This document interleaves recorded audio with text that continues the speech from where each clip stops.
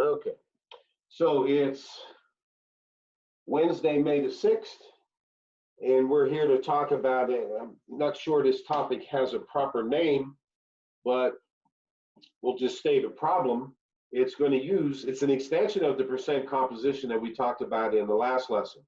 And what we're going to do here is, given a random sample of some compound, a random sample, okay, we want to be able to calculate how many grams of a given element are in that sample. Okay, now when we did percent composition, essentially we did the same thing, but it was only for a definite sample, and that sample was equal to, the mass of that sample was equal to the molar mass. Okay, for example, H2O, we know that the molar mass is roughly 18 grams. We know 16 of those are oxygen and 2 of them are water. Okay, but what about in 57.95 grams of water? How many grams of oxygen are in there? And that's what we're going to do today. We could use method of proportions to do that, but we won't. All right, but we won't. All right, so let's take a look at a problem here.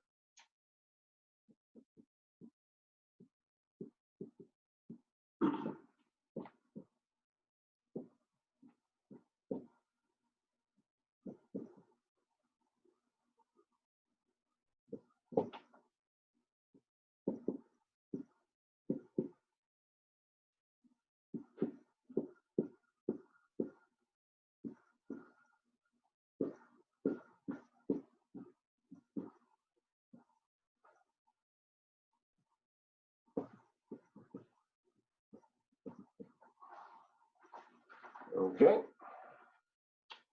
we'll give you a chance to copy that down.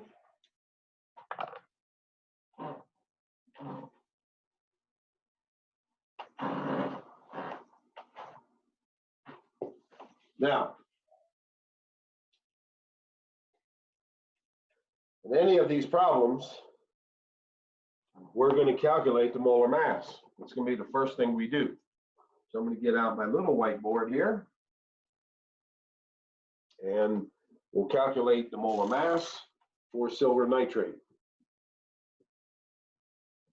All right, so here we have silver, nitrogen, and oxygen.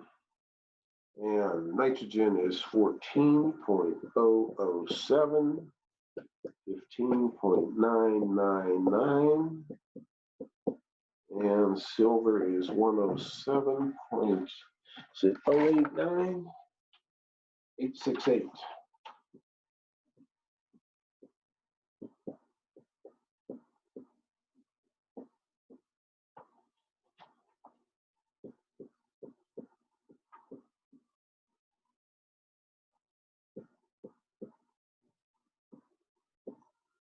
All right, so we just add them up.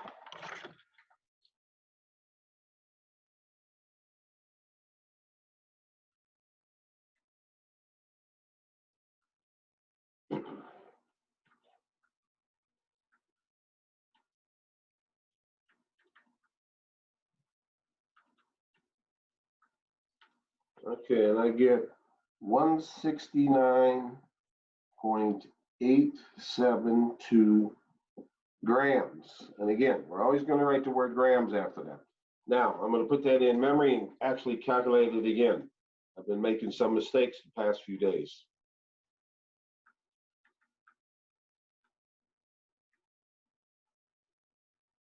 Okay, that looks good.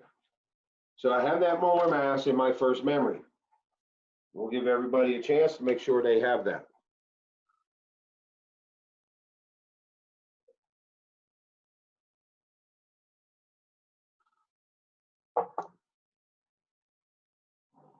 Okay.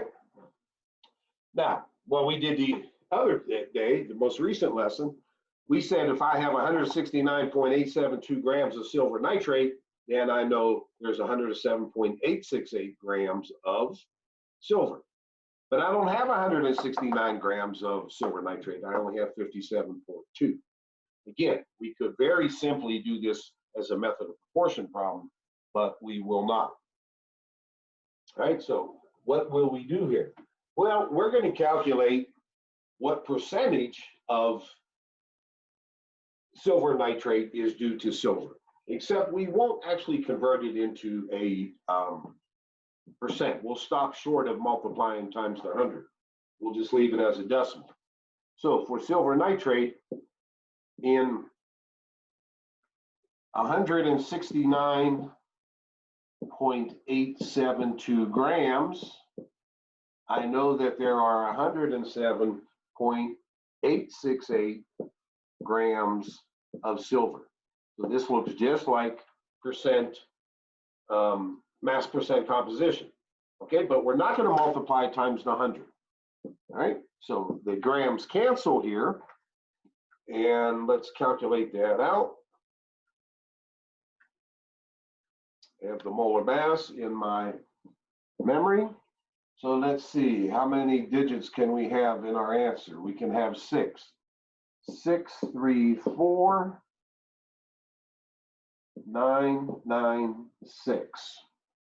All right, so I'm going to put that into my second memory. Again, I'll redo it. 634,996. Okay. All right.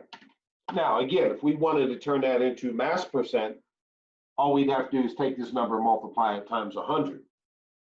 Okay.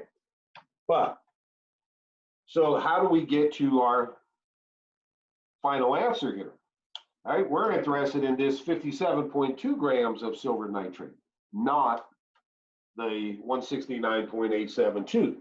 But what I can do is take 169.872, oops, sorry, not 169. This should be the 57.2 grams. All right, because that's the mass of interest in this problem.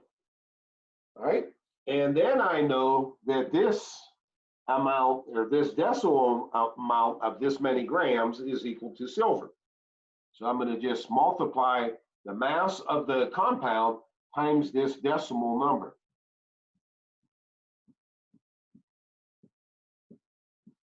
Okay, just multiply those two together. And again, I have this in my memory. Times 57.2 equals. Now, I can only have 3 digits in my answer because I only have 3 here. So 36.3 grams. And if we want to write of silver, that's fine. Okay, there we are. That's simple. That's simple to do. Okay, so again, it starts out just like a mass percent composition, but we don't need to do it for all 3 of the elements. We're only interested in the silver. All right, we're trying to find how many grams of silver are in this amount of silver nitrate. We don't need to do this for all 3 of the elements. And again, we stop short of multiplying times the 100%. We're going to leave it in decimal form rather than percent form. Then just take that decimal amount, multiply it times the mass of the sample, and we have our answer. Very, very simple. But we can see that this is a natural extension of the mass percent composition problem. Okay, any questions or comments?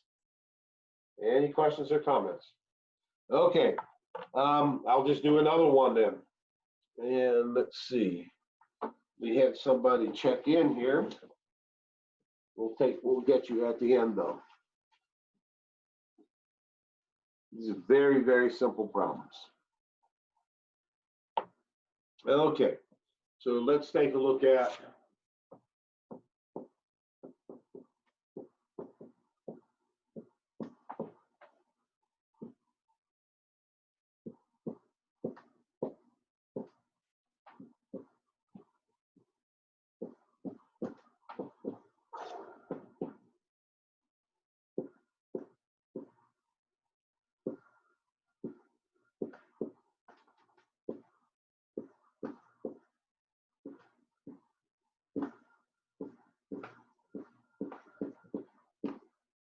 all right, we'll give you a chance to copy that down while I get the little board ready to calculate the molar mass.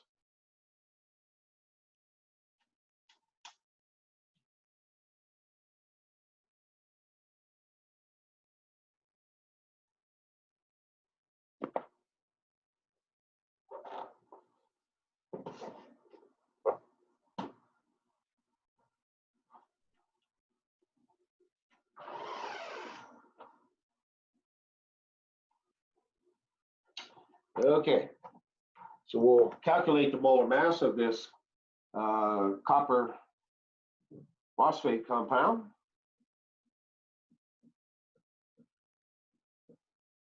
All right, so there's 3 coppers, and let's see, phosphorus and oxygen. So there, isolate 1 copy of the polyatomic ion. 1 phosphorus times 2 is 2 phosphorus.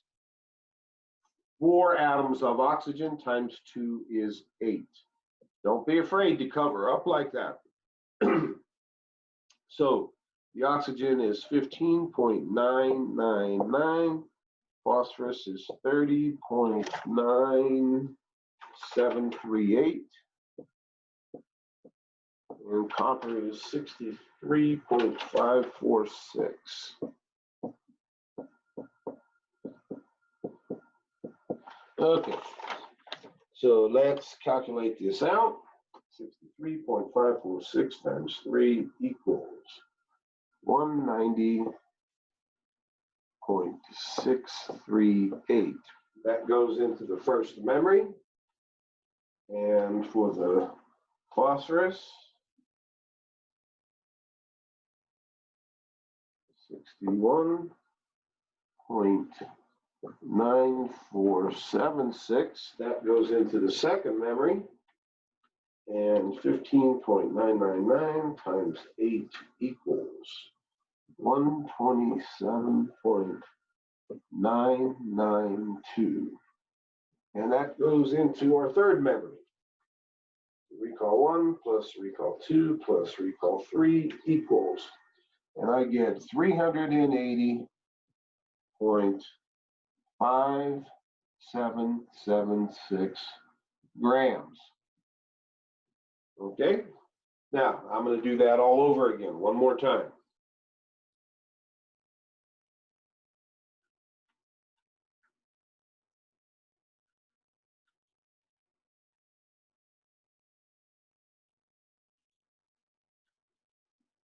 Yep, I got something different that time.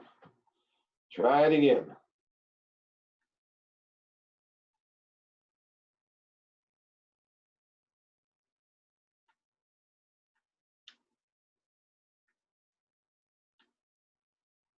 Okay, I got it again. All right, so that goes with the molar mass into the first memory. Again, got to do every calculation at least twice. Okay?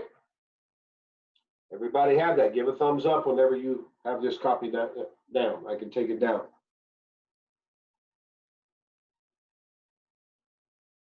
Okay, we have 1 or 2 folks still writing.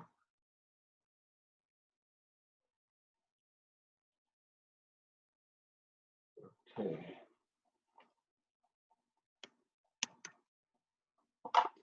All right, I'm going to take her down. And again, we have this in our first memory. Okay. So we're interested in the copper.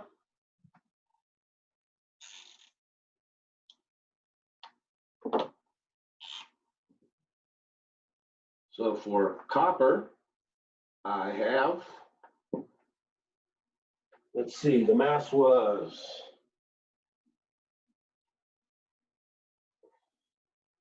190.638 grams divided by the molar mass, 380.5776 grams equals, and the grams here cancel. All right, so 190.638 divided by recall 1 equals, and I get 0. And we should have 6 digits, 500918 after rounding. 500918. I'll do that calculation again, as simple as it was. Okay, so that is correct. That put this into our second memory. So half of this compound is copper. Half of the compound is copper. Okay, so let's get our answer. All right. I know that this is the decimal amount in any sample of this compound. In any sample of this compound, this decimal amount of it will be due to the mass of copper, right? Now, we don't have just any random amount, we have this amount. So let's look at how much copper is in this mass of the compound. So 3.276 grams times the decimal amount of copper, 0.500918. Right, the grams don't cancel here. Now I have this in my second memory. So recall 2 times 3.276 equals, and I can only have 4 digits in my answer. So 1.641. 1.641, and my only unit left is grams, which is what I expect because we're looking for a mass. Mass is measured in grams. Okay, very, very simple. Very simple. All right, this is one of the easier things we have done. Taking it easy on you guys all along, but next week it'll get a little harder. Not that you guys won't be able to handle it. Any questions or comments here? Any questions or comments? All right, I'm going to do one more here. And I think you guys probably should all be able to do this after seeing one more. I'm sure most of you can do it right now. All right, but we'll do one more.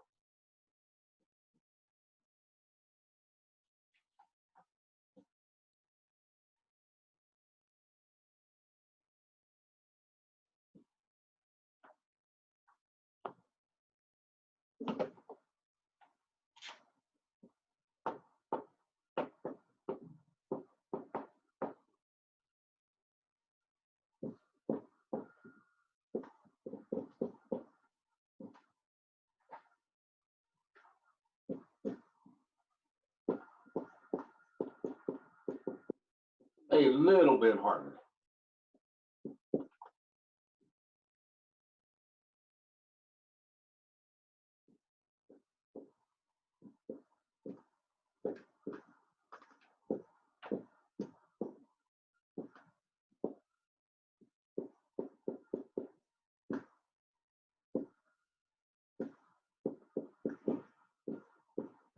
So waters of hydration in this problem. We want to know what mass of water due to the waters of hydration is contained in this compound, barium hydroxide octahydrate. This is a pretty cool compound. I said not many reactions happen between two solvents, but this is a solid, and if you mix it with like ammonium chloride, it's a highly endothermic reaction. It gets super cold. It will freeze water.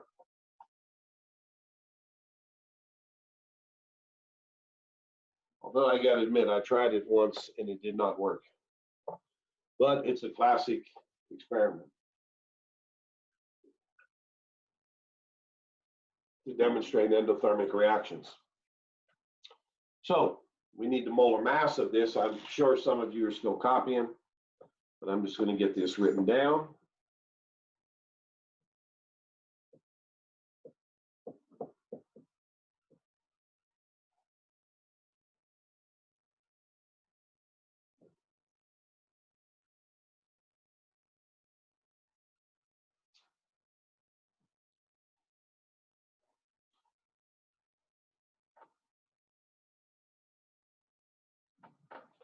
Now, I'm going to do this a little differently here.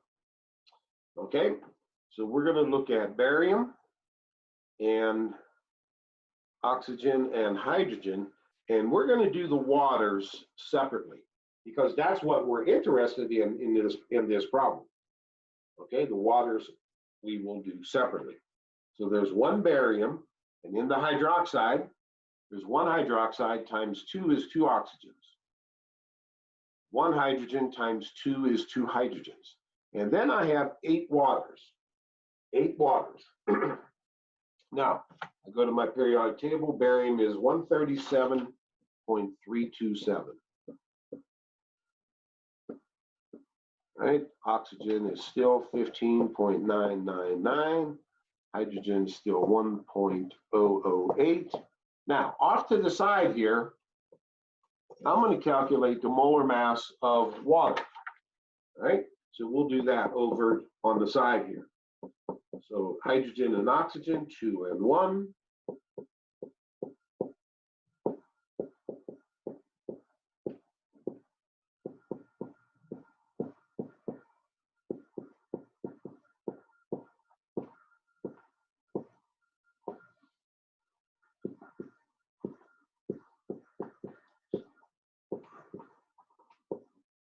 So there's the molar mass of water.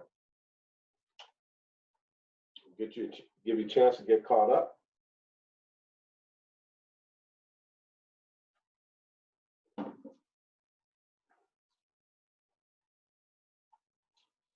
Okay.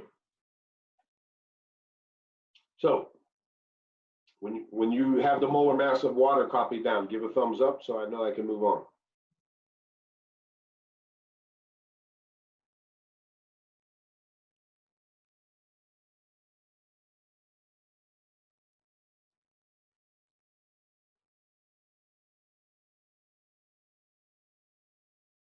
Okay. Now, again, I'm going to take this molar mass of water and write it here. All right, I don't want to break up the hydrogen and oxygen for the water because we're trying to find the mass of water. So I'm going to treat water as if it were its own element, which of course we know it's not. So 18.015. All right, now I'm going to slide this back over because my arms aren't that long. Okay, so let's just multiply out here. 2.016. This will be 31.998. And 1 barium is 137.327. And notice we don't need to keep our columns lined up because we're going to do the addition on the calculator. So 8 times 18.015 equals 144.120. Okay, just do that one more time. Okay, so let's add them up.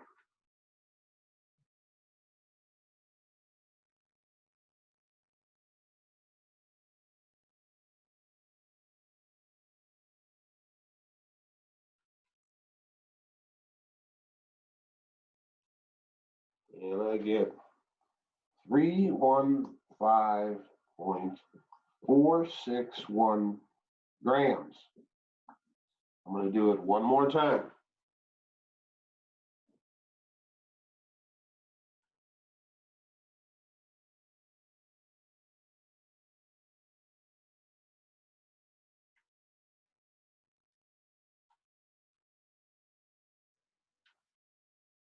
Okay, I got the same answer both times. So in it goes to the first memory. All right, in it goes to the first memory.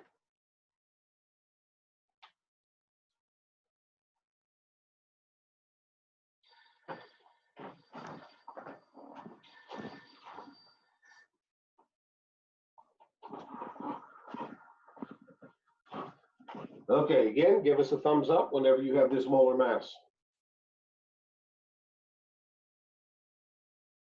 I think next year we should have a requirement for chemistry to take shorthand before you can take chemistry.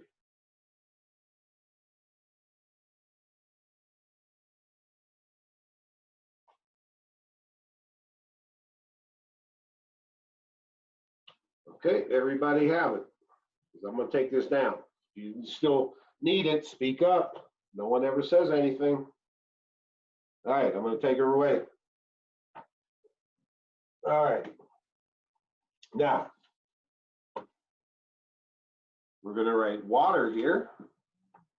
For water, okay, let's see. That was 144.120 grams divided by the molar mass of the entire compound.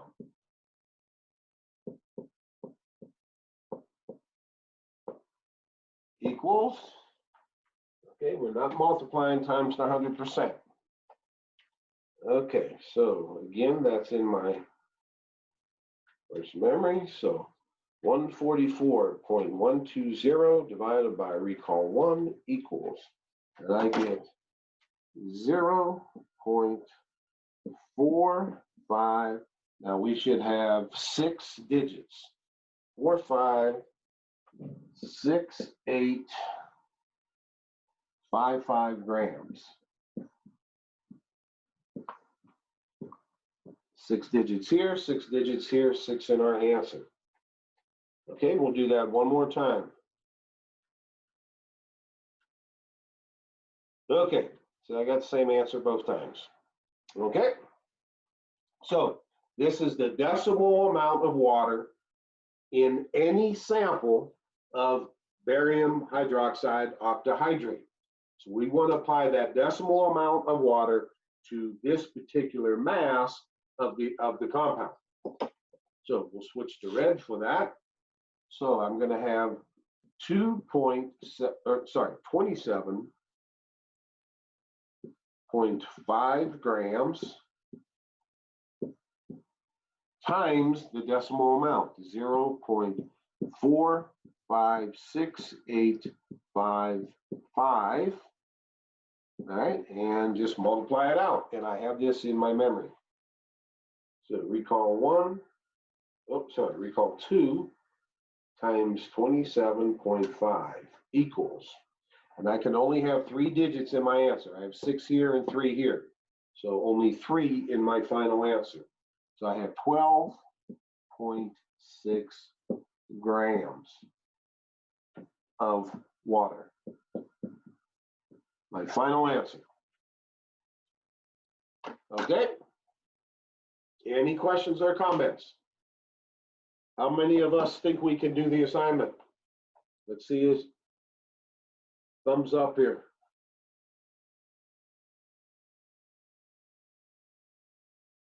Okay, so that kind of looks like everybody there. Okay, so I'm going to stop there. I won't do another one. Okay. Again, I just want to mention, last lesson we did mass percent composition. We did this, which, as far as I know, doesn't really have a name, but it's always paired together with mass percent composition in the textbook. So that's why we did it.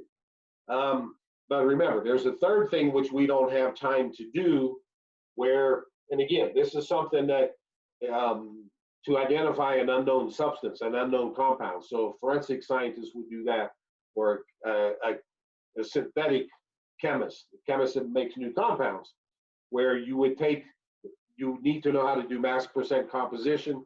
You know the percentages of each element in a given sample, and you know the molar mass of the compound. So the trick there is to come up with the chemical formula for the compound. That's a little bit harder. I'm sure you could all handle it. It's a little bit harder, but it is a third type of problem that we can do with these mass percent composition that begin with mass percent composition. So I'm going to stop there. I'm going to stop recording, and I just have 1 or 2 other things I would like to mention.